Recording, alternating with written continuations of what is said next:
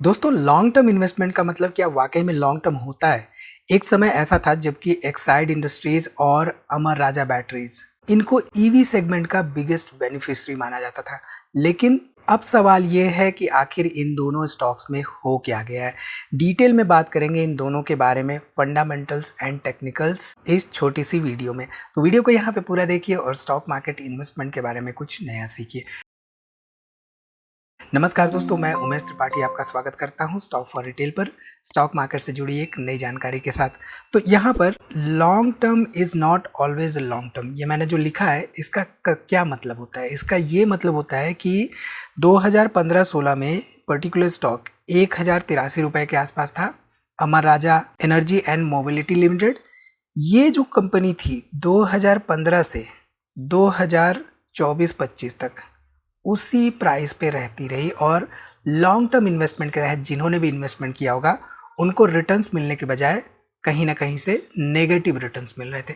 अब एक्साइड का भी कहीं ना कहीं से इसी तरह का हाल था। यहाँ पे अगर ध्यान दें तो एक्साइड इंडस्ट्रीज में मेरी पर्सनल पोर्टफोलियो में 156 रुपए के आसपास का एवरेज बाइंग प्राइस है और करीब करीब 188% के आसपास यहाँ पे ओवरऑल रिटर्न्स मिलता हुआ दिखाई दिया है।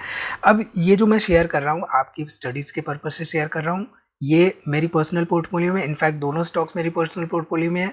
अमर राजा में करीब करीब 45% के आसपास का रिटर्न्स मिलता हुआ दिखाई दिया है और ये हुआ है लॉन्ग टर्म में गिरावट के बाद। अब जब हम चार्ट पे वापस आएंगे, टेक्निकल चार्ट पे, तब आपको चीज़ें समझ में आएंगी कि लॉन्ग टर्म में एक्चुअली प्राइसेस कैसे मूव करते हैं और फंडामेंटल्स कैसे प्राइसेस को कहीं ना कहीं से जस्टिफाई करते हैं। ठीक है, अब इन दोनों में क्या हुआ है इसको समझने के लिए हमें इन दोनों के बिजनेसेस को समझना होगा और साथ ही साथ जो इलेक्ट्रिक व्हीकल सेगमेंट का शिफ्ट हो रहा है उसको समझना होगा। तो यहाँ पे ओवरऑल जो इलेक्ट्रिक व्हीकल की अगर हम बैटरीज की बात करें खास तौर पे, तो यहाँ पे आप देखिए 2026 में करंटली 25 गीगावाट आवर के आसपास की डिमांड है, जो कि 2030 तक यहाँ पे करीब करीब 6 टाइम्स ग्रो होने के चांसेस दिख रहे हैं। यानी कि डिमांड का जो पोटेंशियल है इलेक्ट्रिक व्हीकल सेगमेंट के लिए वो 140 से 150 गीगावाट आवर के आसपास तक जा सकता है। यानी कि इसमें बिजनेस का ग्रोथ का स्कोप दिख रहा है और इसमें से भी करीब 60 to 70% डिमांड जो है वो इलेक्ट्रिक व्हीकल सेगमेंट से आने की एक्सपेक्टेशन है 2030 तक। ठीक है, अब यहाँ पे अगर हम अमर राजा एनर्जी एंड मोबिलिटी की बात करें तो इसके बिजनेस सेगमेंट को अगर हम समझने की कोशिश करें तो यहाँ पे जो ट्रिवियल बैटरीज सेगमेंट हुआ करता है लेड एसिड बिजनेस का, वो तो इनके पास है ही, साथ ही साथ ये न्यू एनर्जीज बिजनेस पर भी फोकस करते हुए दिखाई दे रहे हैं और कहीं ना कहीं से ये एक्सपेंडिचर कर रहे हैं, कैपिटल एक्सपेंडिचर कर रहे हैं, राइट। सो लेड एसिड बिजनेस के तहत जो भी इनके प्लांट्स है ऑलरेडी फंक्शनल है, उस पर तो काम कर ही रहे हैं। साथ ही साथ 2022 के बाद से ये फोकस कर रहे हैं lithium cell and pack manufacturing पर। एंड चाहे 3 व्हीलर सेगमेंट हो, 2 व्हीलर सेगमेंट हो, इनके लिए battery PACS portfolio already available है अमर राजा के पास और साथ ही साथ 4 व्हीलर के लिए अंडर डेवलपमेंट है एंड ये काम कर रहे हैं सेल्स पर भी, सेल्स मैन्युफैक्चरिंग पर भी। ठीक है, अब ऐसे में अगर हम अमर राजा एनर्जी एंड मोबिलिटी के फंडामेंटल्स को समझें, क्योंकि फंडामेंटल्स समझना भी हमारे लिए बहुत इंपॉर्टेंट होता है। अगर हम फंडामेंटल समझते हैं तो हमें पता चलता है कि हाँ भाई, जो बिजनेस इनका चेंज हो रहा है या शिफ्ट हो रहा है उसमें कहीं कैपिटल एक्सपेंडिचर तो नहीं कर रहे हैं और साथ ही साथ जो इनका परफॉर्मेंस है वो कैसा रह रहा है based on certain financial ratio, जैसे कि रिटर्न ऑन इक्विटी हो गया, रिटर्न ऑन कैपिटल एम्प्लॉयड हो गया। तो ये सब देखना हमारे लिए बहुत इंपॉर्टेंट होता है। तो यहाँ पे अमर राजा का देखिए रिटर्न ऑन इक्विटी मात्र 8% का रहा है, रिटर्न ऑन कैपिटल एम्प्लॉयड 13% का, डिविडेंड यील्ड 1.14% के आसपास है, डेट टू इक्विटी इनका 0.05 के आसपास है। अब जब डेट टू इक्विटी 1 से कम रहता है तो ऐसे में कंपनियां कहीं ना कहीं से कैपिटल एक्सपेंडिचर पर फोकस कर सकती हैं, अपने ग्रोथ पे फोकस कर सकती हैं।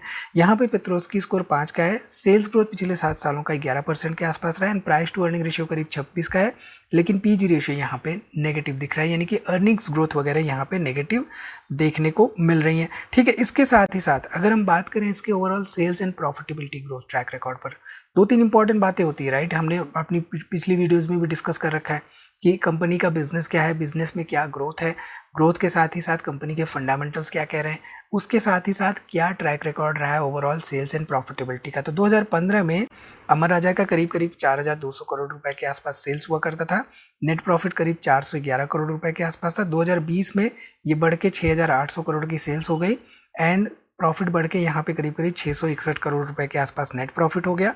इसके साथ ही साथ लेटेस्ट डाटा अगर हम देखें तो यहाँ पे करीब 13,500 करोड़ रुपए के आसपास नेट सेल्स है एंड प्रॉफिट बढ़ के करीब करीब 970 करोड़ रुपए के आसपास हो चुका है। यानी कि ईयर ऑन ईयर आप ध्यान देंगे तो प्रॉफिटेबिलिटी एंड जो भी इनका ओवरऑल सेल्स है वो बढ़ रहा है, बट ये चीज़ें कहीं ना कहीं से प्राइसेस में रिफ्लेक्ट नहीं हो रही हैं। तो एक नेगेटिव सेंटीमेंट की बात भी हो सकती है जिसकी वजह से प्राइसेस मूव नहीं कर पा रहे हैं। ठीक है, चलिए इसके साथ ही साथ शेयर होल्डिंग पैटर्न। अब होता क्या है कि जनरली जब प्राइसेस गिर रहे होते हैं तो शेयर होल्डिंग पैटर्न में हमारे लिए एक इंपॉर्टेंट हिंट छुपा होता है, यानी कि प्रमोटर्स उस समय पे क्या कर रहे होते हैं, साथ ही साथ जो DIIs एंड FIIs होते हैं वो क्या कर रहे होते हैं। तो यहाँ पे सितंबर 2023 में करीब 28% के आसपास प्रमोटर्स थे, 30% के आसपास पब्लिक थी, और यहाँ पे 25% के आसपास FIIs एंड करीब करीब 17% के आसपास DIIs देखने को मिल रहे थे।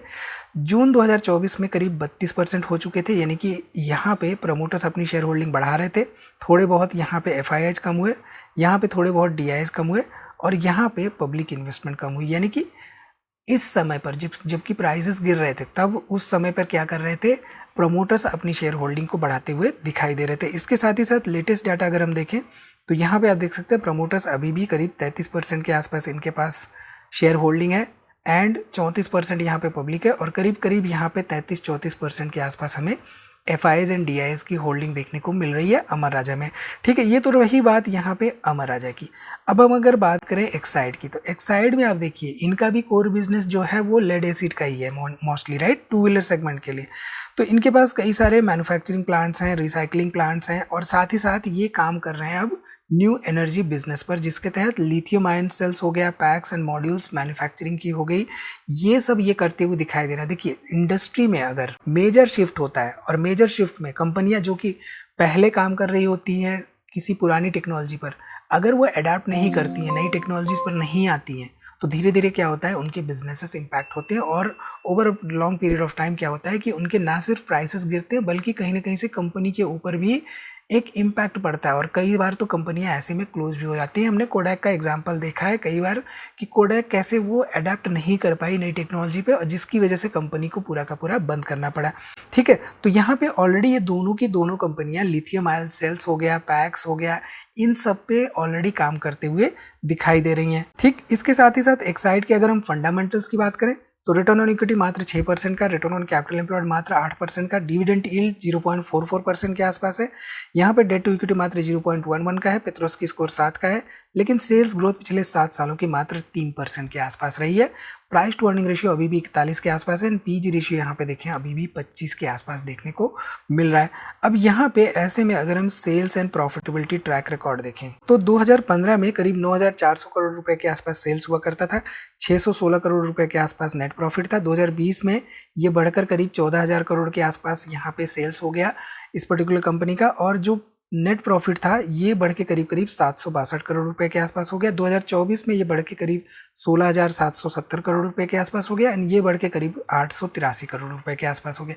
यानी कि sales and profitability growth track record हमें डिसेंट देखने को मिल रहा था।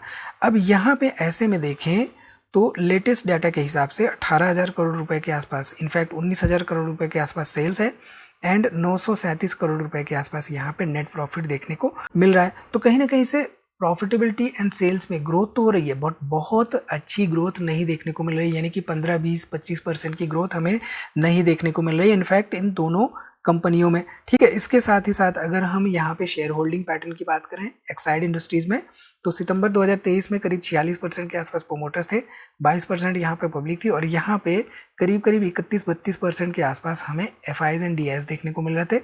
2024 में 46% प्रोमोटर्स, 21% पब्लिक, एंड वही डाटा हमें देखने को मिल रहा था इनफैक्ट FIIs एंड DIIs का, थोड़े बहुत FIIs एंड DIIs बढ़े थे। अब लेटेस्ट डाटा अगर हम ध्यान दें, लेटेस्ट डाटा के हिसाब से FIIs यहाँ पे करीब 10% के आसपास हो चुके हैं, DIIs यहाँ पे 19% है, 24% पब्लिक है, और यहाँ पे 46% के आसपास अभी भी प्रोमोटर्स बने हुए हैं। तो प्रोमोटर्स आप देखिए, सेल्स प्रॉफिटेबिलिटी ट्रैक रिकॉर्ड एक तरफ, प्राइसेस गिर रहे हैं दूसरी तरफ, बट यहाँ पे इम्पॉर्टेंट पॉइंट ये है कि जो प्रमोटर्स हैं उनको कहीं ना कहीं से ये लगता है कि जो चीज़ें चल रही हैं उस पे हम क्या काम कर रहे हैं, उनके पास क्या ऑर्डर बुक्स हैं, उनके पास क्या ऑर्डर पाइपलाइन में है, प्रोजेक्ट्स क्या वो कर रहे हैं, क्या वो एक्सपेंडिचर कर रहे हैं, उन सब की जानकारी उनके पास होते हुए उन्होंने अपनी शेयर होल्डिंग को कम नहीं किया है। ठीक है, तो प्राइसेस में गिरावट हुई है, ये हम सबको पता है। अब इसके पीछे के reasons obviously electric vehicle segment एक तो है ही, लेकिन और भी रीजंस हो सकते हैं इसके पीछे। जैसे कि हम देख रहे हैं रॉ मटेरियल्स के प्राइसेस बढ़े हुए दिखाई दे रहे हैं। इसके साथ ही साथ ओवरऑल कैपिटल एक्सपेंडिचर पर दोनों कंपनियां जोर शोर से काम करते हुए दिखाई दे रही हैं। तो ऐसे में जब कंपनी कैपेक्स पे काम कर रही होती है तो कहीं ना कहीं से उनका पैसा जा रहा होता है मार्केट में बिजनेस को चलाने के लिए, राइट। कैपिटल एक्सपेंडिचर जरूरी होता है और कभी कभी बड़े इन्वेस्टमेंट्स की वजह से, फ्यूचर के लिए किए गए इन्वेस्टमेंट्स की वजह से शॉर्ट टर्म जो प्रॉफिटेबिलिटी होती है उस पर हमें इम्पैक्ट देखने को मिलता है। इसके साथ ही साथ कहीं ना कहीं से एक मार्केट सेंटीमेंट भी ओवरऑल प्राइसेस को इम्पैक्ट करता है। ये मार्केट का नॉर्मल बिहेवियर है। अब यहाँ पे सबसे इंपॉर्टेंट सवाल ये आता है कि क्या दोनों कंपनियां खत्म हो गई? देखिए, इसका जवाब है बिल्कुल नहीं। दोनों का बिजनेस जो है वो स्ट्रांग रहा है। दोनों के पास रिप्लेसमेंट बैटरी नेटवर्क है, ब्रांड रिकॉग्निशन है और इंडस्ट्रियल बैटरी बिजनेस है। यानी कि जो ऑटो मैन्युफैक्चरिंग कंपनियां है, राइट, उनके ऑर्डर्स इनके पास होते हैं। यानी कि मान लीजिए फॉर एग्जांपल कोई टू व्हीलर मैन्युफैक्चरिंग कंपनी है, उसमें जो बैटरी लगती है इनिशियल जो फैक्ट्री सेटअप है, राइट, फैक्ट्री में जो बैटरी लगती है वो अगर किसी कंपनी की लग रही तो उसे पता है कि हाँ 4-5 साल के लिए उसके पास ऑर्डर बुक्स रहेंगी। तो ये सब बातें जो हैं एज अ रिटेल इन्वेस्टर हमारे लिए जानना बहुत ही जरूरी होता है। मार्केट में बहुत बार ऐसा होता है कि लॉन्ग टर्म में चीज़ें जो हैं आपको, जैसे यहाँ पे 2011 से 2019 तक 8-9 साल तक 189-200 रुपए के आसपास प्राइसेस देखने को मिलते हैं। यानी कि कभी कभी ऐसा होता है कि बिजनेस चल रहा होता है, सेल्स भी बढ़ रही होती है, प्रॉफिटेबिलिटी भी बढ़ रही होती है, बट प्राइसेस उसी पॉइंट पे रहते हैं। और इनफैक्ट 8-10 साल के लिए हमने देखा है यहाँ पे इस पर्टिकुलर एग्जांपल में। तो ऐसे में मार्केट एक साथ मल्टीपल फैक्टर्स को प्राइसिंग कर रहा होता है। तो हमें ध्यान रखना चाहिए फंडामेंटल्स पर, हमें ध्यान रखना चाहिए ओवरऑल कंपनी के बिजनेस पर, और हमें ध्यान रखना चाहिए प्राइस मूवमेंट पर। क्योंकि अगर आपने हमारी पोर्टफोलियो देखी है तो उसमें हमने क्या किया है, जब प्राइसेस में गिरावट होती है तब इन्वेस्टमेंट किया। फॉर एग्जाम्पल मान लीजिए यहाँ पे 290 रुपए का प्राइस 2018 में और 144 रुपए का प्राइस 2022 में। हालांकि 4 साल का ड्यूरेशन है, राइट, बट कहाँ पे 200-300 रुपए, कहाँ पे 150 रुपए, सीधे सीधे यहाँ पे 50% का एक डिफरेंस, राइट। अब सिंपल सा एग्जांपल बताता हूँ। मान लीजिए कोई शेयर है 50 रुपए का, किसी ने इन्वेस्टमेंट किया, वो गया 100 रुपए पे, तो उसको यहाँ पे 100% का प्रॉफिट हो रहा है, राइट। अब किसी ने यहाँ पे 100 रुपए पे इन्वेस्टमेंट कर दिया, फिर से वो 50 पे आ गया, तो ऐसे केस में तो उसको 50% का लॉस हो रहा होगा। बट जिसने 50 पे इन्वेस्टमेंट किया उसका कॉस्ट टू कॉस्ट आ जाएगा।